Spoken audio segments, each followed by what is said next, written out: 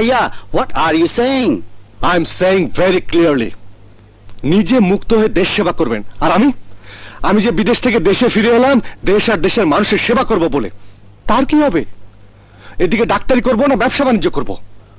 পৈতৃক সম্পত্তির দায়ভার মাথায় নিয়ে আমি সম্পদের পাহাড়ে চাপা পড়ে মরতে চাই না। আমার বিশ্বাস আপনিও তা চান না। ওকে? আবার কোথায় যাচ্ছ? মন্দের বাড়িতে রাতে ডিনার করে ফিরবো। বাই।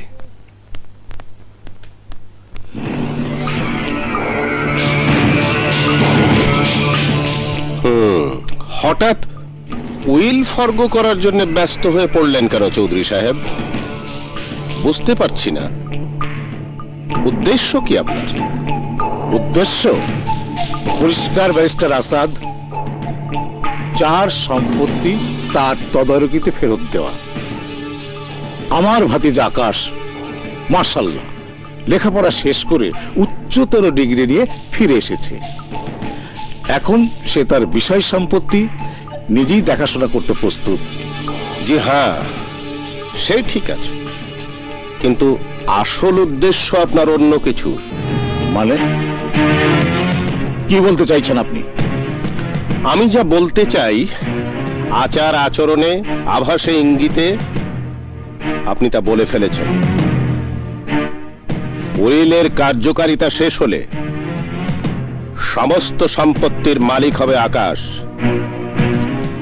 তখন যদি আকাশ মারা যায়, একমাত্র অধিকার সূত্রে নিকট আত্মীয় হিসাবে মালিক হবেন আপনি, তাই না?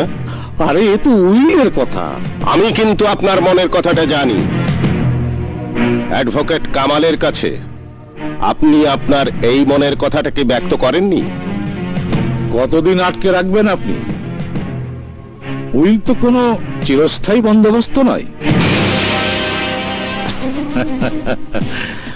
হবু জামাতার নিরাপত্তা নিয়ে আপনি এতটা ভাবেন জেনে খুশি হলাম।